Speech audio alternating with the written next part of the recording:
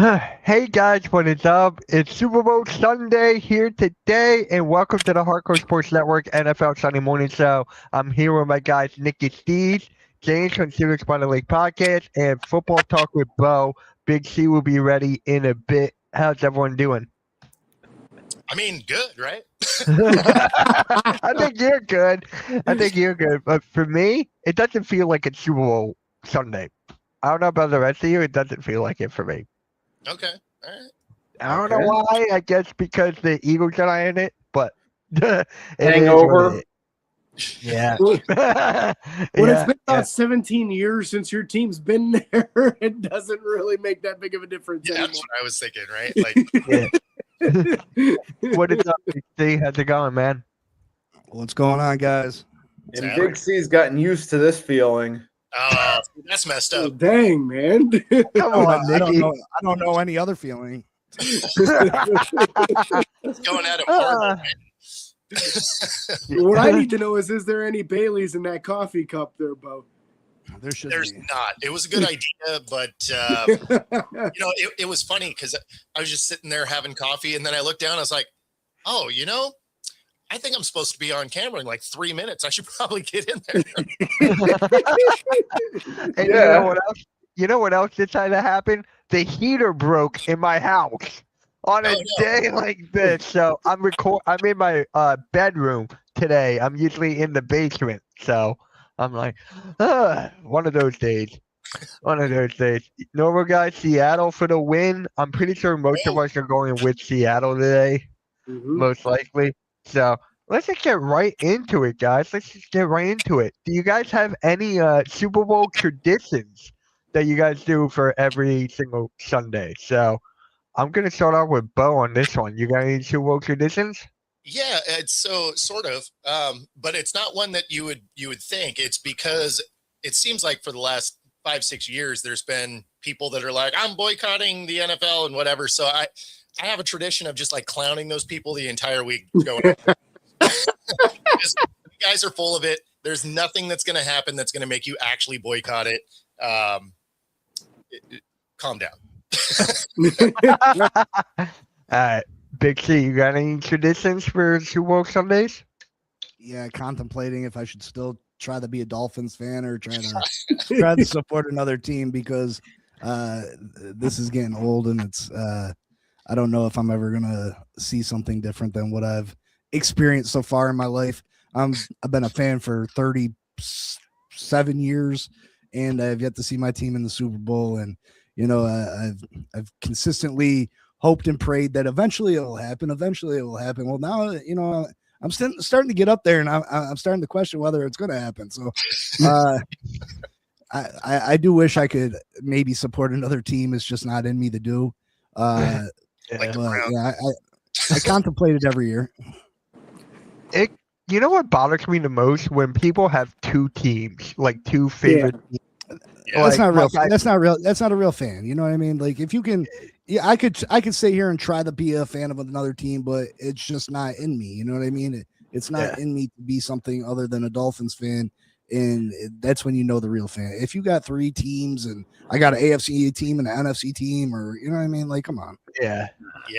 There's certain players I may be fans of. I wish them success, but not teams. Like there will be elements of teams that I like, right? So like my team is the Seahawks, and I'm not going to root for anybody else, but like I can appreciate like the culture that Campbell is building, right? So you kind of root for him as a guy, like, hey, I hope you have success, not against my team, but I hope good things happen there. Or the way the Ravens used to play defense, right? Like I always respected that, but I'm not like, let's go. No, I mean, you got one team. Yeah. You can respect other teams, and you can have admiration for what they're doing over there. Like I'm the biggest Barry Sanders fan, but I'm not a Lions fan. You know what I mean? Like I was a huge Kobe Bryant fan, but I wasn't a Lakers fan. You know what I mean? What is up, our crew? Yeah. Like there's a guy on the network, Pyro. He's a fan of the Chiefs and the Packers because of Aaron Rodgers. So I'm like, just be a fan of Aaron Rodgers. You don't have to be a fan of the Packers too. Like, just be a fan of like a certain player, like what Nikki said. Like growing up, I was a huge fan of Adrian Peterson, but then after what happened, I dropped it. So I'm like, yeah, I'm an Eagles fan, diehard. You see the jerseys behind me, so it makes a lot of sense. So, James, you got any traditions there? Overeating. That's the big one. If I find myself in a social atmosphere with a bunch of other people at a Super Bowl party, I will eat until I can't put anything else in my mouth. I have no control over that. We're going to talk about food in a little bit as well. So, Nikki, you got any Super Bowl traditions there? Yeah, unhealthy eating, either pizza, chicken wings. Recent years, I tried to limit it to smaller portions, but it is a Super Bowl tradition. You know what? Let's just get right into it then. What's your guys' favorite food on Super Bowl Sunday? Let's just get right into it, because for me, it's like, I guess it will be pizza for me. I don't know about the rest of you guys, so I'm going to start off with Nikki, go the other way. Nikki, Super favorite food? Well, I kind of just said it. Chicken wings. I mean, True. James? Around here, I don't know if it's real popular in other parts of the States or not.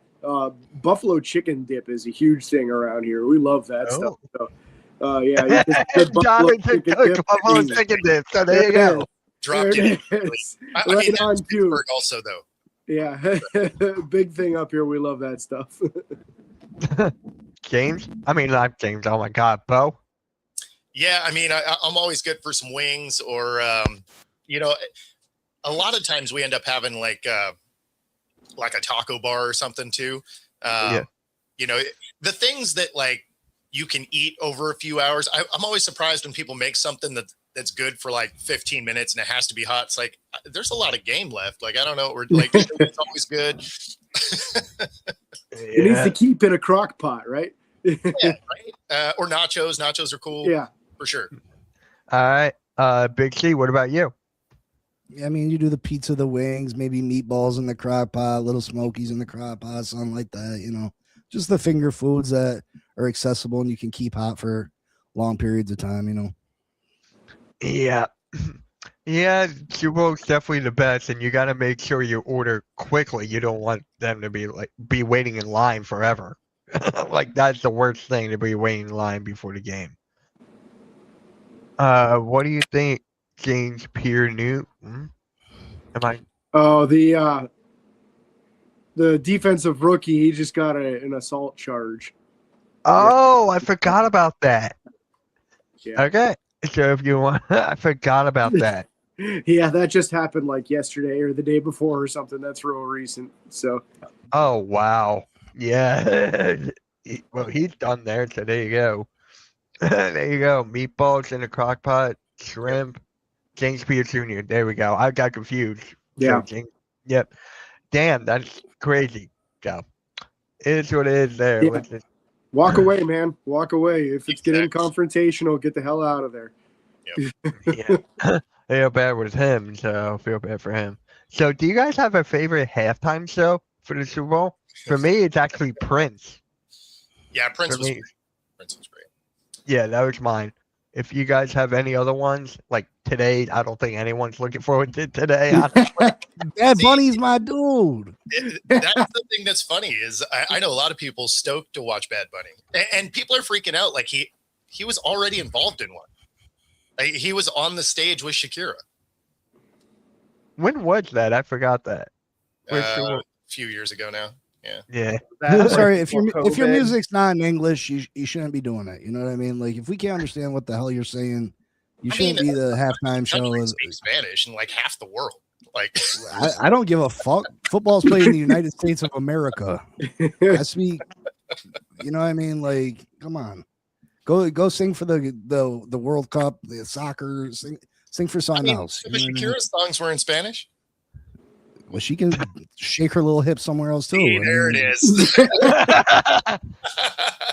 I listen. It's not just because he's a dude. You know what I mean? Like, I don't know what the hell you're saying, bro. Like, you know what I mean? Like, half the songs on my Madden game playing, I don't know what the hell they're saying.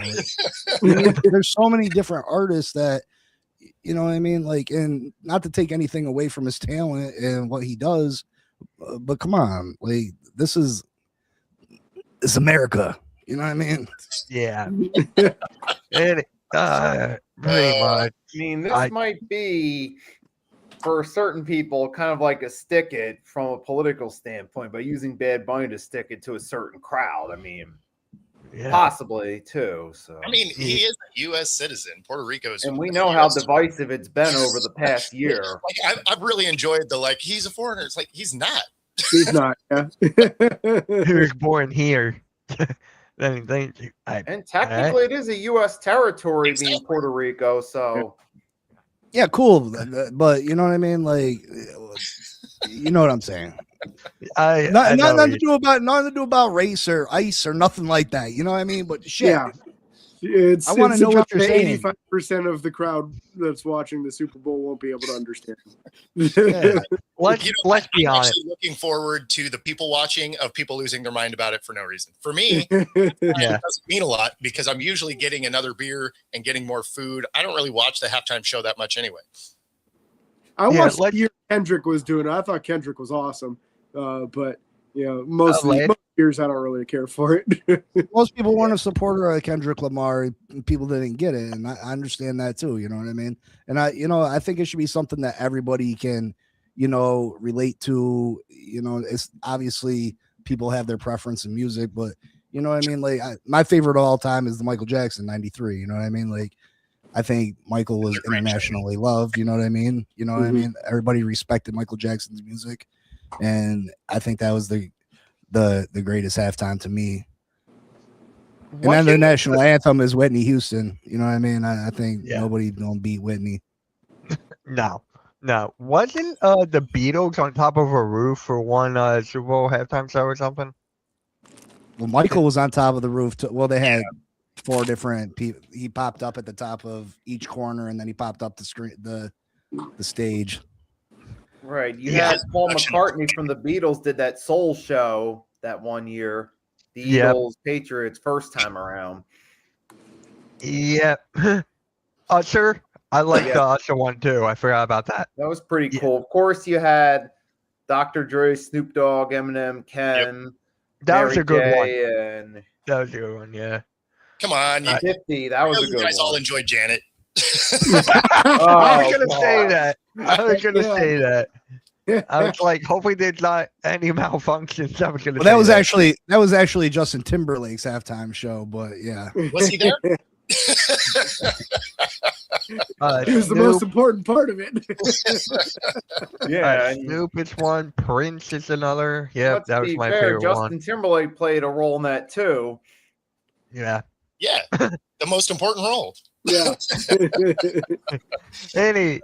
Pretty much. So let's get into some news here. It looks like Las Vegas Raiders are going to hire Clint Kubiak as their next head coach. Yeah. That's honest. I didn't expect that. So what do you think about that? I'm going to start off with James on this one. I think that he would have been a hotter commodity had the Seahawks not had such a late run into the playoffs. I think a lot of teams would have been all over him. And Pittsburgh was one of the teams that wanted to interview him, but because of some funky rules in the fact that they didn't have an opening going into the first round of the playoffs, they couldn't interview him until like after the Super Bowl. So I think it's no surprise that he's getting one of the jobs, and a good move, right? You want an offensive-minded quarterback specialist, that can go in there and help your rookie quarterback, because that's exactly what you're doing. You're starting from square one. The assumption is Fernando Mendoza is going to be the pick. This is a great move, bringing a guy like Kubiak to try and develop him and get the most out of him. Let's go with Bo on this one with Clint Kubiak.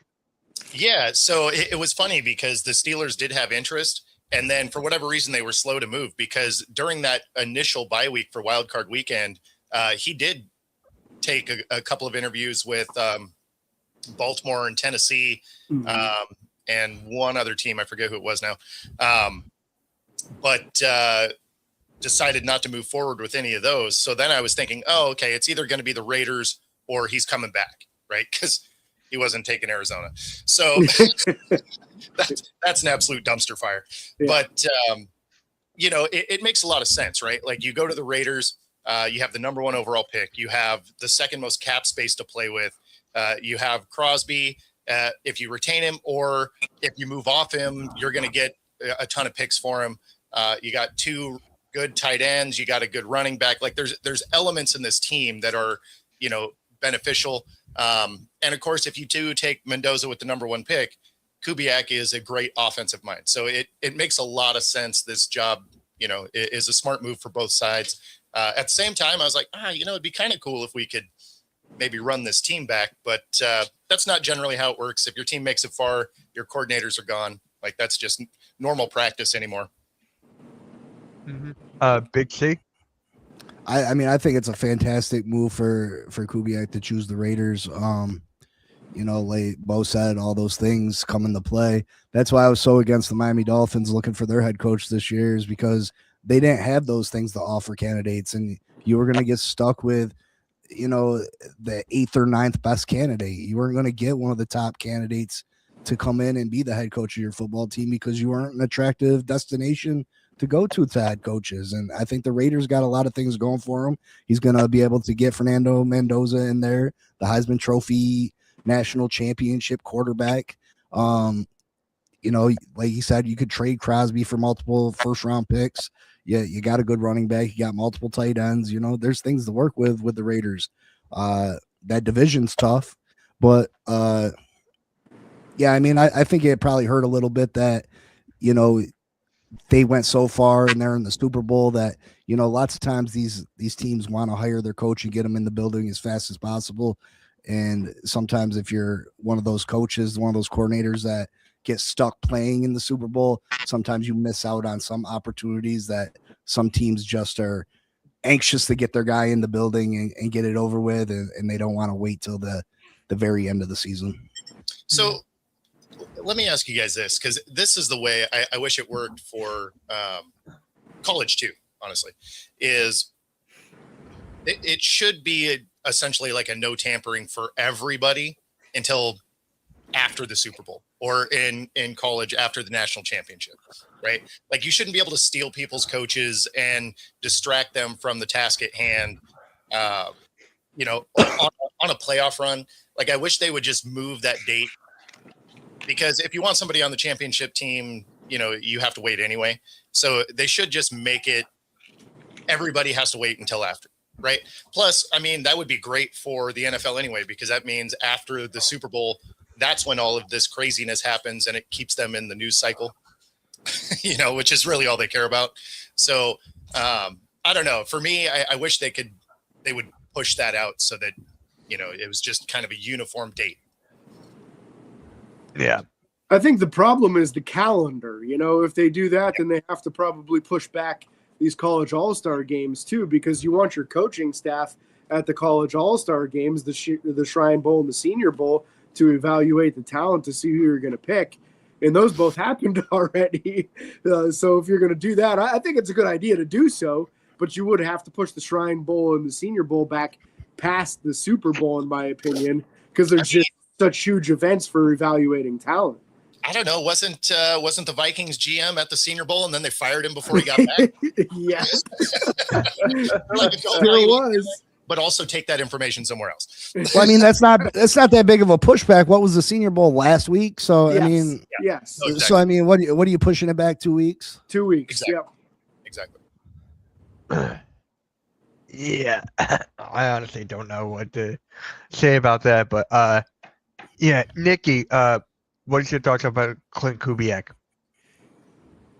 This does have potential, of course, but there's always that question of, can you transition from coordinator to head coach? Because we see it doesn't always work out, but sometimes it does. It's one of those hit and miss, wait and see type of deals. Because you really don't know until you start seeing them in the locker room on how they pan out in that transition. So, as always, it's got potential, but we still got to wait and see how it actually plays out. To your point, like it can even start off a little shaky. You could come out and be like Duval, and then still end up with a good year. Right. Yep.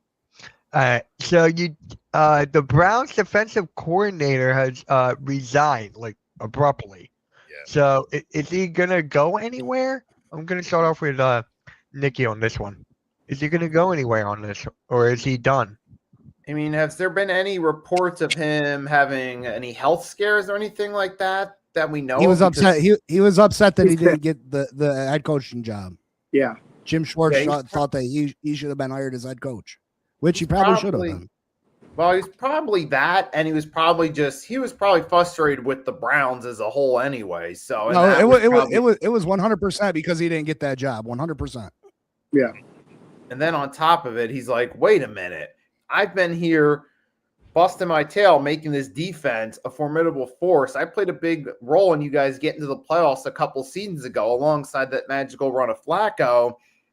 I've been the most stable on the coaching staff, and you decide to go outside the realm, promote somebody else. It's like, no, I'm done with this. I'm going to look for some new opportunities.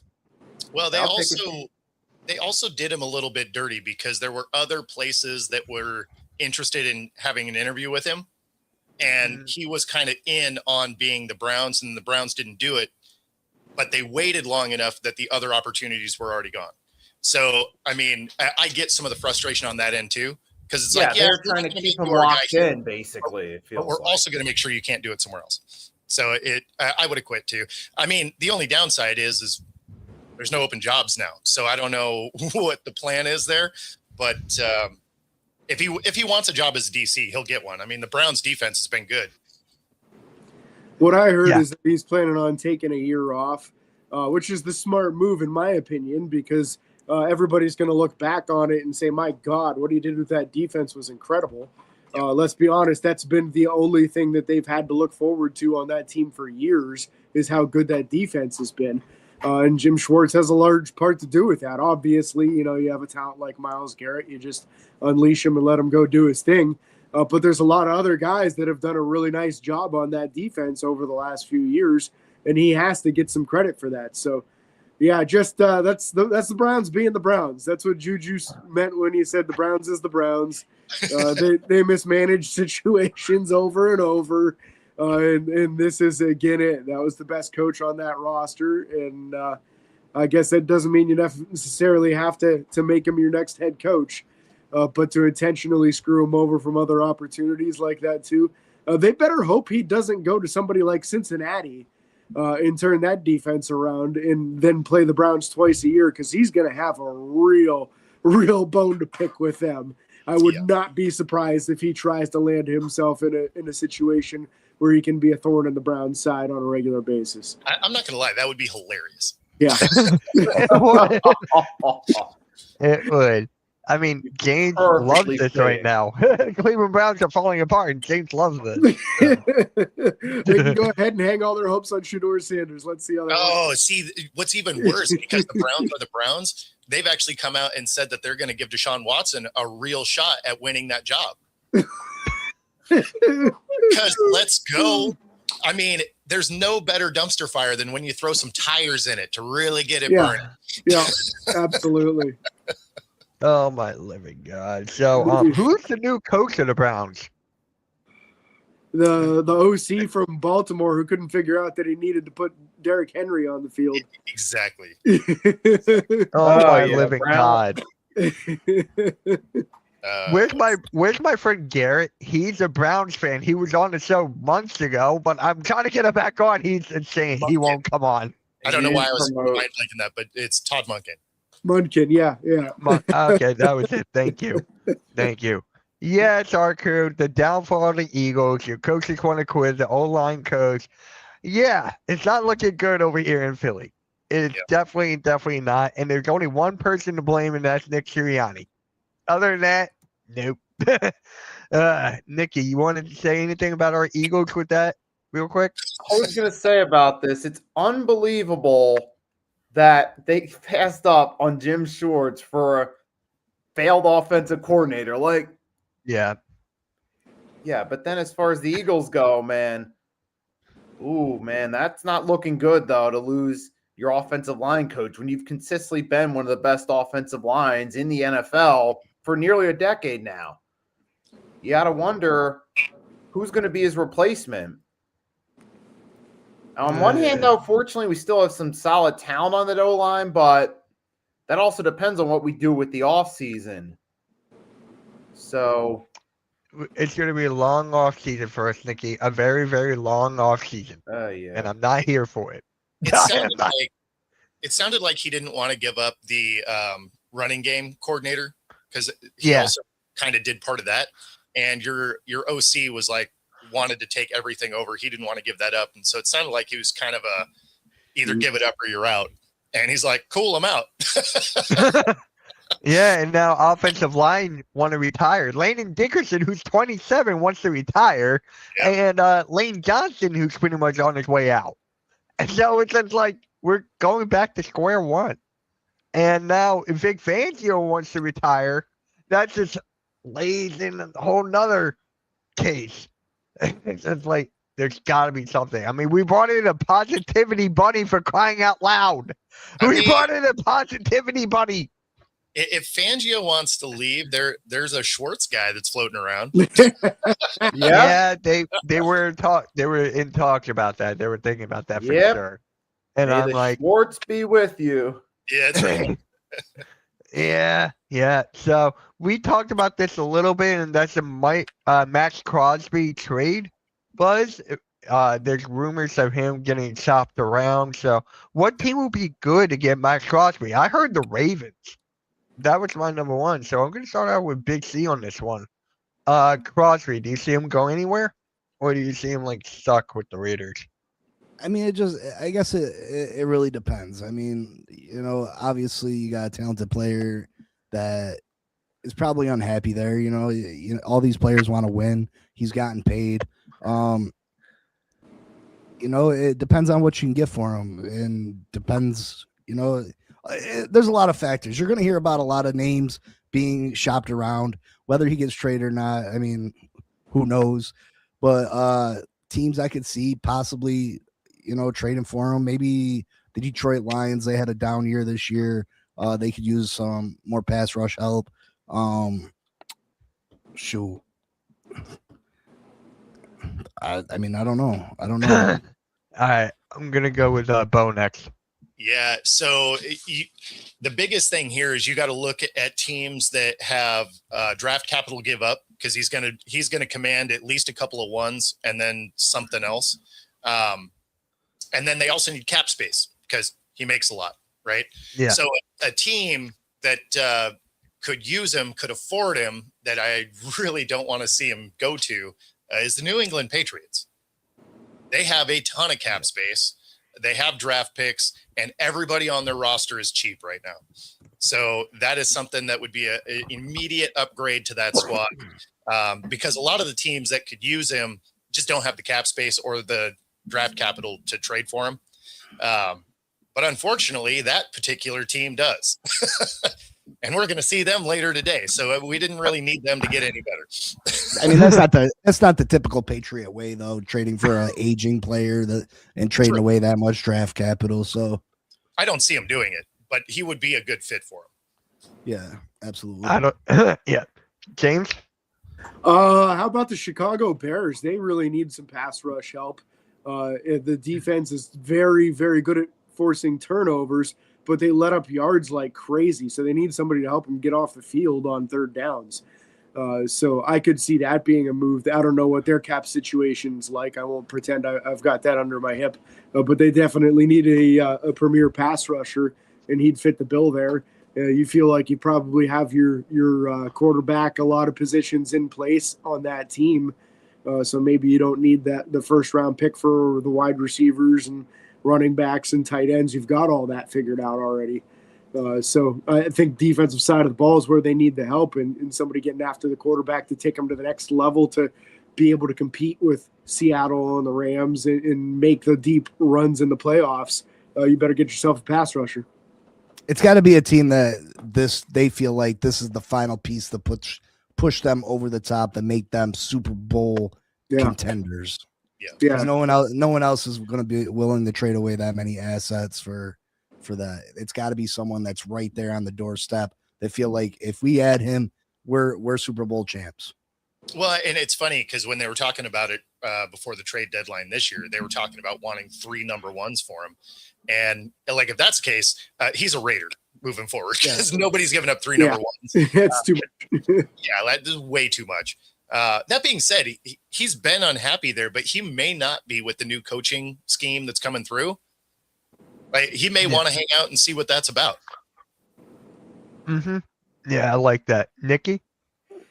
It's a good, interesting question. I mean, you could see the Patriots, but some of the teams that have draft capital aren't the most appealing in the world, but in space, like the Jets. You really think he's going to want to go to the Jets?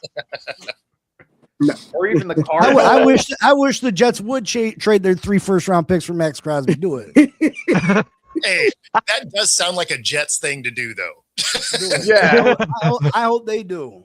Go ahead. Yeah, or a team like the Cardinals. Do you really think that's going to be his ideal spot? I mean, unless he goes to the Patriots and they're willing to do it, it's kind of tough to find a team that, is going to take it. Unless a team that's willing to go all in to bolster their defense, like maybe the Panthers, which I don't know if they're going to do that or not. But unless a team like that's willing to go for them, it's really hard to see an instant, actual, potential good team he could go to beside the Patriots.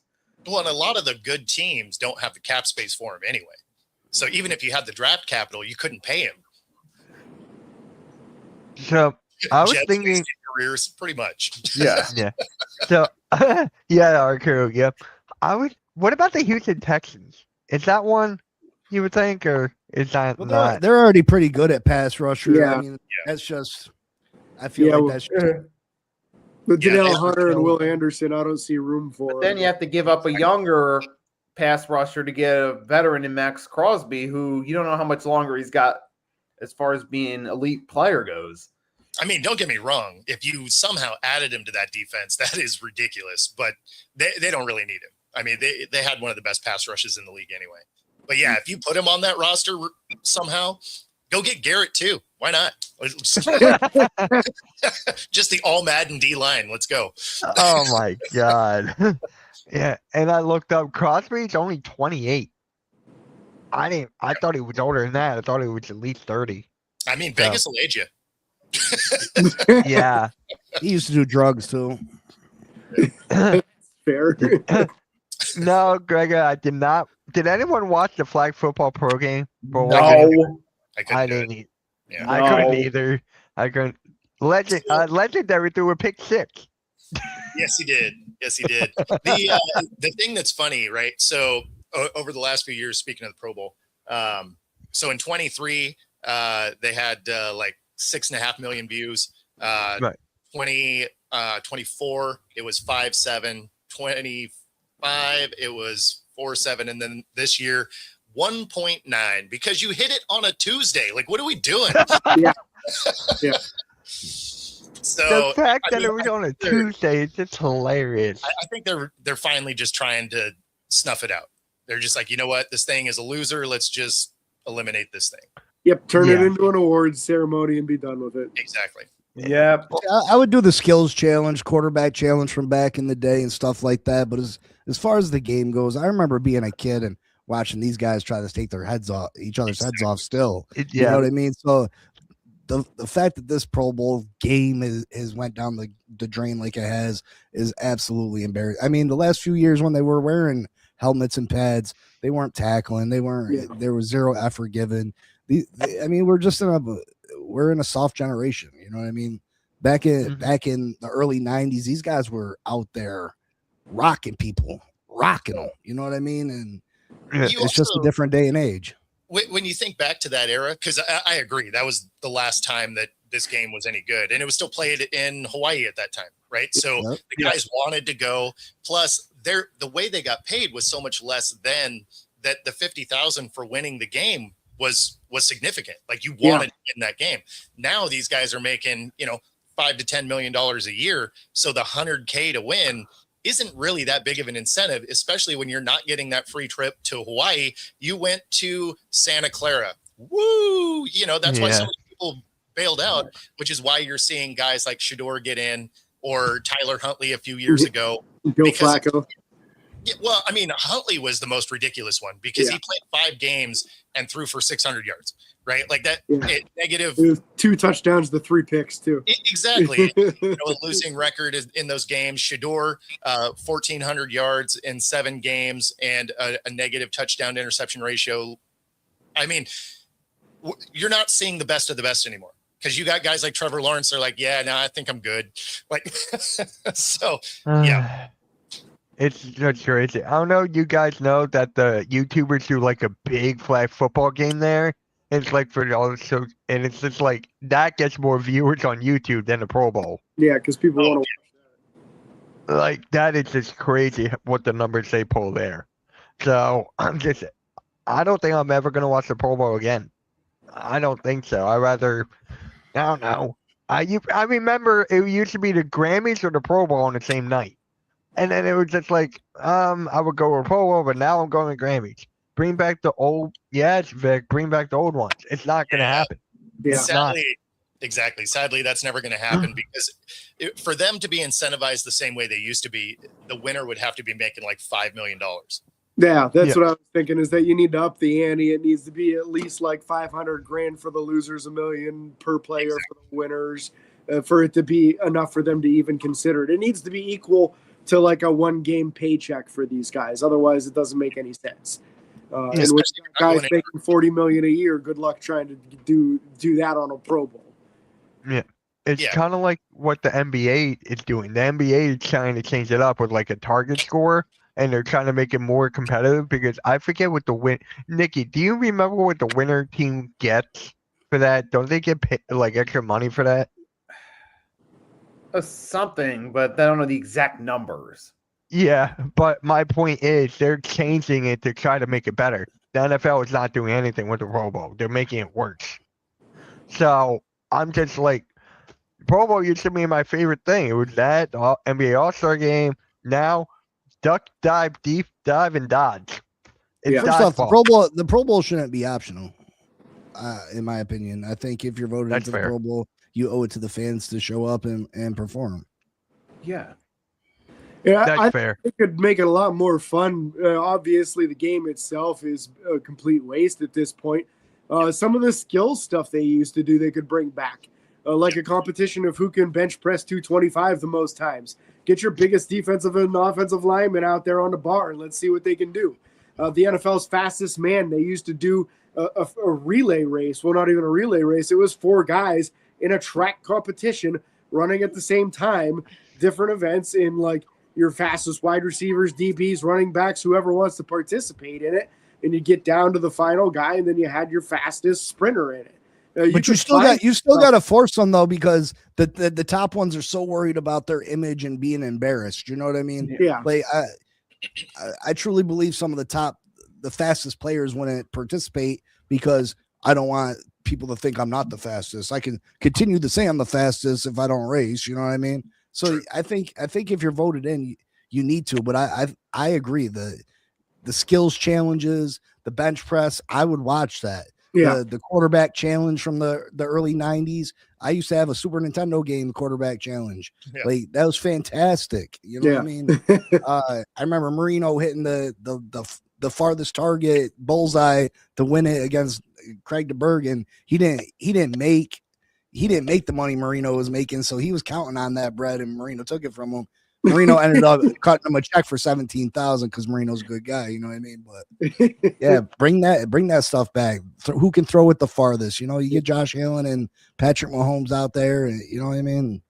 I mean, probably one of the biggest things was as soon as they moved it before the Super Bowl, you eliminated half of the guys that would have been in the Pro Bowl because your Super Bowl teams are generally littered with Pro Bowl talent. Exactly. So you're already watering the product down by eliminating every, Super Bowl team.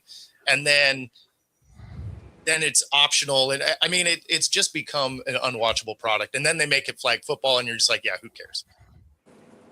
And it's disrespectful to all these teams. You know, you look back and Marino made 13 to 15 Pro Bowls in his career, but now Shador's, got one. You know what I mean? Like it's not that prestigious, thing anymore.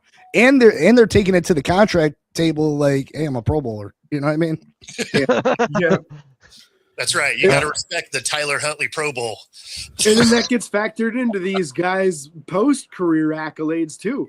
Yeah. When we start talking about Hall of Fame voting, you look at how many Pro Bowl selections, how many All-Pro selections, those things are factored into it. So you're really skewing how talented some of these guys are by, 7th, 8th, 9th alternate guys getting in the Pro Bowl. It is just ridiculous what it has come to, because it was just like, it was one of my favorite things growing up. Now it's just like, why even bother? I'd rather watch like hockey or something, and I can't. And I'm trying to get back into hockey, and it's tough. So it's just like, I'd rather watch soccer, and I can't stand soccer. It's getting down that bad, but it's just like, and now wasn't the Pro Bowl like, it was after the Super Bowl, right? It was like a week or two after. Yeah, it used to be, yeah. It was in Hawaii, and it was a week after, so Super Bowl players could be in it. Then why do they make it before the Super Bowl then? And why do they do that? To me, that makes no sense. Yeah, I mean, they've just slowly been killing the product. Because the front office are a bunch of morons, and they thought it'd be a good idea, and they yet to realize they made a mistake. And people can be done for the year earlier too. You know what I mean? They can, all those players can be done 2 weeks earlier instead of waiting a week after the Super Bowl to go on their vacations and start their off season plans. You know what I mean? So it definitely gives them an extra 2 weeks of off time. Yeah. Yeah. I'm actually going to watch a college basketball today. My Michigan's playing in it, so I'd rather watch that than the Pro Bowl. That's like, God, I hate it. I just freaking hate it. My buddies loved it, so it is what it is. All right, now let's get into the Super Bowl talk. The Super Bowl preview. Seattle Seahawks take on the New England Patriots. So we're gonna start off with Nikki on this one. What does Seattle have to do to win? We're gonna go Seattle around, then New England around. Main thing they have to do is be able to score points and not turn the ball over, because chances are most likely their defense is going to do good against the Patriots. But I feel like if you just score points along with your defense playing up the expectations, that's a quick way to set the tone in your favor and force Drake May, who hasn't been great in the playoffs, to have to step up in the biggest game of his career. And that could easily give the Seahawks an advantage right there. Force Drake May to play under pressure. We'll see what they can do. And we saw Darnold in the conference championship have the game of his career, and he's got the weapons to do it. And plus, he's still got Kenneth Walker healthy. So there's definitely the potential for them to do that on offense. It's a matter of getting it done and scoring points to set the game in your favor. Especially if Rashid Shaheed can have a big play on the first drive like he did the last two games. That'll help. Score the most points by the end of the fourth quarter. That's fair. James? To me, they need to have a versatile attack here. Seattle needs to make sure they're spreading the ball around to everybody. I anticipate Mike Vrabel coming up with a good game plan to try to limit things for Seattle. I would assume that the focus will be on Jackson Smith and Jigba, and it should be. He's an incredibly talented player. But to me, I expect a big game out of Kenneth Walker. I think he's been fantastic this season, and especially in the playoffs. He's kind of shown everything that made him such a highly valued prospect when he came out in the draft. I love his style and how quick and sudden he is. With a breakout game today, that dude's going to get paid. So that's my thing there, is I think if you can get that run game going and get them out of their game plan, Seattle could really run away with this thing, in my opinion, today. My biggest concern for them is what's the health status on Nick Eamon-Wari. So I'm excited to hear what Bo knows about that, because I know he's got the ins and outs of what's going on there. Yep.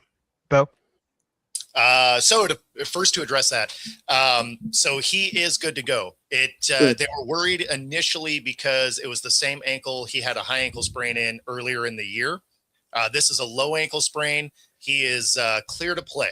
So I imagine it's going to be a Toradol shot and about 2 rolls of tape. He's going to be out there. So fully expect him to play. For Seattle, it's Darnold taking care of the football. It is a really key element. He's done a great job of that in the postseason. But, New England's defense is no joke. So, he's going to have to be smart with it.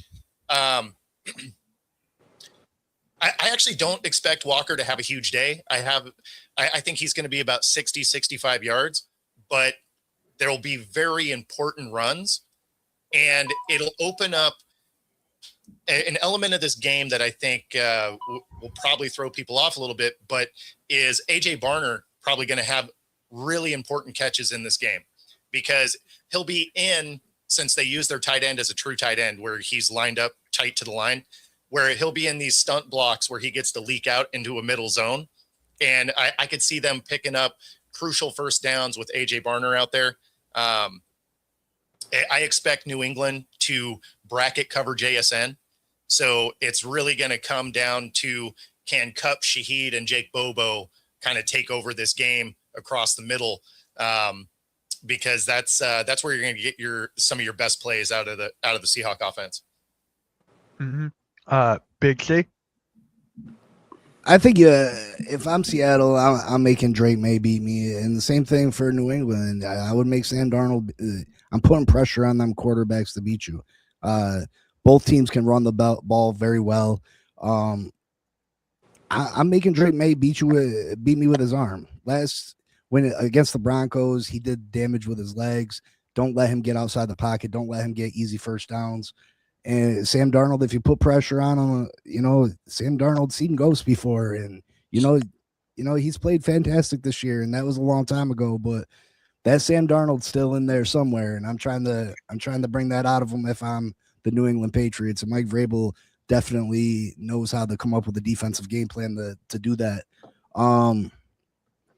Seattle, I would try to jump on a lead early, get that young quarterback stressing, getting in his nerves, getting in his head, making him feel like he needs to make a play, and hopefully they can force a mistake and a turnover. So New England hasn't been very good against the upper echelon teams this year. They had a very easy schedule, even into the playoffs. They went, CJ Stroud basically handed them the game in the second round. And then the Broncos, they went up against the backup quarterback. I truly believe Bo Nix played in that game. This would be a Broncos Seattle Super Bowl. So I like Seattle in this one. Again, it's going to come down to these two quarterbacks. I don't think either team's going to run for too many yards. These coaches are smart enough to know how to limit what these other teams do good. It's going to come down to what quarterback makes a mistake and which one doesn't. Mm-hmm. All right, Nikki, what about the Patriots? What do they got to do to win? Basically, it's mostly going to come down to defense in this one. Like Big C said, if you can put the pressure on Darnold, get in his head and force him to avert back to Jets form, then from there, you got a pretty good shot. I mean, you take some of the pressure off Drake May, which helps on the offensive side. So it's really going to come down to defense and stopping the Seahawks to set the tone, tying into what I said the key for the Seahawks is, which is to score and set the momentum. On the flip side, Patriots stop them. That takes some of the pressure off the offense, and you can use that momentum going forward. Mm-hmm. James? So for me, for the Patriots, you need to have excellent performances out of Christian Gonzalez, and out of Carlton Davis. They need to lock down their wide receivers one-on-one to allow you to kind of limit the Seattle offense in other areas. And if I were New England, I would be attacking that right guard, Anthony Bradford, all day long. If there's a weak spot on this team, that's it right there. Go after the right guard, blitz that gap all day long, and stress him out. There's been some real lights to him this year that if you can look at it from an entertainment perspective have been very funny. But if you're Sam Darnold, it's not so funny. So that would be my strategy, is try to stress that man out, because he's probably made the most mistakes of anybody on that team this year. But Gonzalez and Carlton Davis have to play out of their mind good, I think, for New England to win today. Yeah. And Nick, halftime is probably yelling about how Bill Belichick should not be in the Hall of Fame. That is where he is probably. Right, just ranting nonstop. So, Bo, what do the Patriots got to do to win? Yeah, I mean, so to your point, Bradford is a problem. But if you look back at the NFC Championship game, they didn't play him. Oh, so, for real? Yeah. Smart move. He was a little bit banged up. They went a different direction, and then all of a sudden the offensive line performed way better. I expect Bradford to have a very limited role in this offensive line for that exact reason. But, probably a key element for this is going to be, to Big C's point, they can't fall behind early. If they fall behind early and you have Drake May trying to press, he will make mistakes. We watched that through the playoffs. This is a defense you can't make a lot of mistakes against. So he's going to have to protect the ball well. A key element for him is also going to be RPO. His ability to use his legs to pick up first downs and stuff is going to be key in this. But there are some weaknesses to this Seattle defense, and that is kind of seam routes, in-cutting routes. Anytime they are one-on-one with an outside linebacker, like a Derek Hall, just not great in coverage. And so there are ways to exploit that. If you can get some of those plays going, it'll help open their running game up. So there is a path forward for them to win this game, but they're going to have to be, like everybody said, they're going to have to be lights out, especially on defense against the receiving core of Seattle. Mm-hmm. Big C, is there anything else you got to say, or did you already kind of covered it earlier? But if you want to add any more, go for it. Yeah, man, like I said, I pretty much covered it. It's going to come down to which one of these quarterbacks, makes the big mistake. I think both of them are going to probably throw an interception. There was a question in there. Do I see both? I think both probably do throw an interception. Exactly. It's the player that throws the second interception, that crucial interception in the second half. Again, whatever defense can put the pressure on the opposing team's offense and get their offense a lead. I think a lead is huge to play with in this game. Sam Darnold, he's shown in the past that he's had issues when it came to pressure. You know what I mean? As far as game pressure, the seeing the ghosts and this and that. And Drake May's just a young quarterback. You know what I mean? This is overwhelming. This is the Super Bowl. You know what I mean? This is only his second season.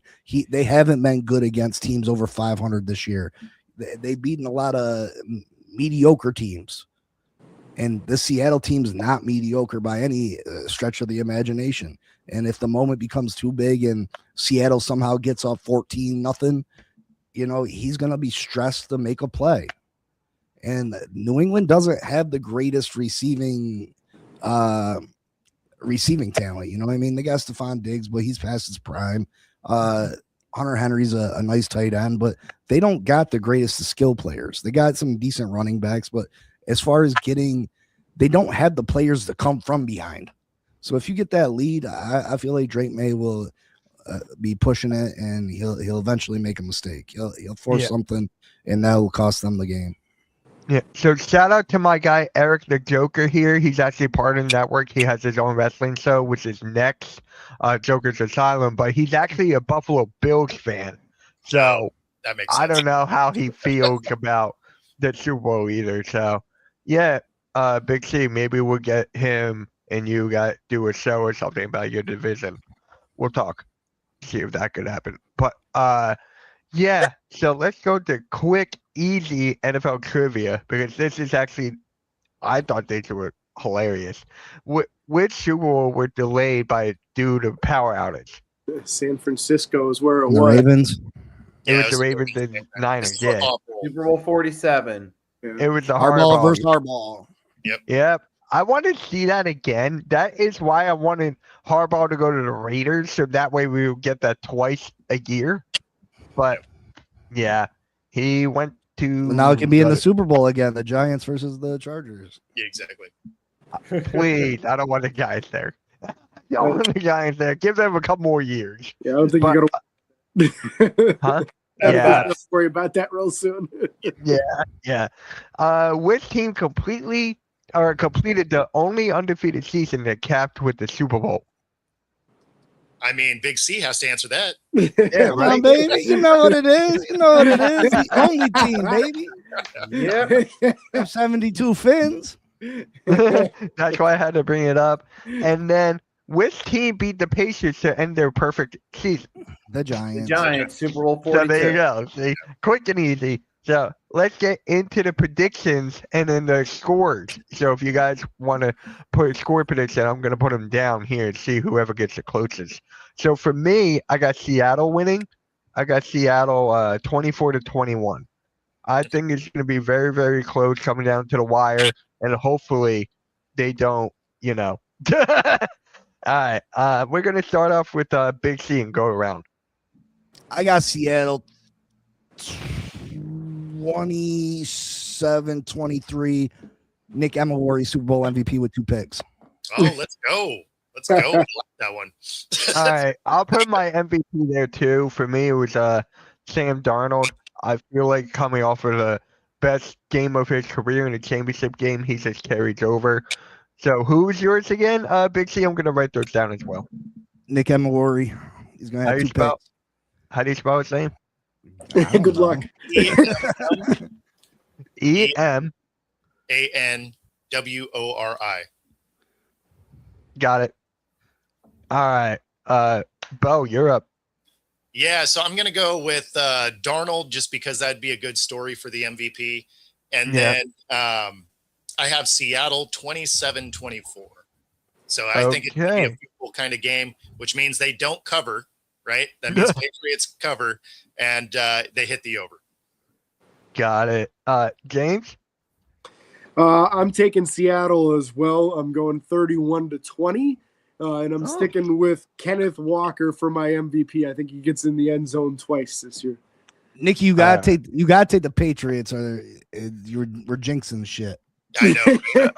I'm sorry, but I'm going to go with the Seahawks by a score of 27-13. I feel like the second half when they start to take the game more in their favor. Yeah. What was your First score half's a again? little I'm more sorry. close, but then second half they kind of take it away. Nicky, what was your score again? 27-13. I feel like the second half is when Seattle starts to really take over. First half's going to be a little more competitive. Yeah. I hope you two are right, because especially if they can get that lead early so that I can have like less stress and just like enjoy some wings and beer. Nicky, who's your MVP? Who you got? MVP in this one? I'm trying to think. I'm probably going to say it's probably going to come on the defensive side of the ball. Okay. I'm trying to think of a guy right there. A lot of guys over there. There's 11. Yeah, exactly. And I could see maybe a guy like Leonard Williams playing a key role. Maybe stop the run, get some pass rush, maybe even a sack or a forced fumble. Got it. You know, it'd be a fun story there is if D Law were to get it after saying, "Hey, I can't win a ring in Dallas." He calls his own shot, goes to Seattle, gets to the Super Bowl, wins the MVP. That'd be wild. I forgot about that. Jeez. Right. Oh my God. But yeah, guys, that's going to conclude the NFL Sunday morning show here. I'm going to go through the predictions one last time. For me, I got Seattle 24-21 with Sam Darnold taking MVP. Big C's got Seattle 27-23 with Eamon Nora taking it. And Bo's got Seattle 27-24 with Sam Darnold getting MVP. James got Seattle 31-20 with Kenneth Walker taking MVP. And Nicky got Seattle 27-13 with Leonard Williams taking MVP. That will, if that happens, I'm like, Nicky, you got to hit the lottery if that happens. I mean, it's not outside the realm of possibilities. I mean, it's not. It's not. That's the point. Yeah. Smith, right? So, I mean, that was kind of a random one. I thought Cam Chancellor was going to win it that year. Yeah. And yeah, Alexander actually has JSN winning MVP. Okay. I've been seeing that a lot. That could happen. Yeah, he's got the skill. He does. It would have to be a lot of yards after catch, though, because the problem Right. with I mean, if receivers you winning make the it, right the catches, it could happen. Lynn Well, Swann only caught 4 passes, but won a Super Bowl MVP because of the magnitude of his catches. No, it's definitely possible. It's just harder for receivers to do it because the yardage they get, the quarterback also gets. Yeah. Yeah, you need the quarterback to have a couple mistakes for the wide receiver to get the MVP. Exactly. Yeah. All right. So with that being said, Nikki, what you got coming up, man? We got episode 46 of the 3-Point Blitz after taking a week off. So we'll have a lot to talk about: head coaches, NBA trade deadline, the Super Bowl. And then at night, me and Agent Warrior X, we're in the same time slot we did the NFL Pick'ems, but we're doing a new show, Everything on the Table, where we're going to expand the subjects past football. So stay tuned for that. That one's at 8 p.m. on Tuesday as well. All right, James? Off season is in full swing for us. Mm-hmm. So the NFL Scout Combine's coming up soon here. We're kicking into mock draft season too. So we're going to start doing a lot of mock drafts on the show. Every Saturday morning, a new episode with stuff in between if something pops up. All right. Bo? Yeah, quick shout out to ESPN Radio in Jacksonville and Fox Sports in Reno for having me on the last 2 days. That was awesome. And then back to just normal shows this next week. So just the normal daily show and stuff. My schedule gets to calm down. I might actually get some sleep. It's gonna be amazing. And Big C, what about you, man? Oh, just in constant misery, trying to figure out what my Miami Dolphins are doing. I got years to figure it out, obviously. Probably a whole nother coaching staff to go through, but just living, I guess. I'm dull to the pain at this point. Yeah. All right. So for me, I'm going to be streaming Michigan versus Ohio State at 1, college basketball. So whoever likes college basketball, make sure you tune in. And guys, we got a wrestling show on right now. The Wrestling Asylum with my guy Eric. So if you guys like wrestling, go check it out. He is live right now. And with that being said, like, share, subscribe. Everyone have a fun Super Bowl Sunday. And yeah, let's go. See you out later. Peace. Good luck, bud.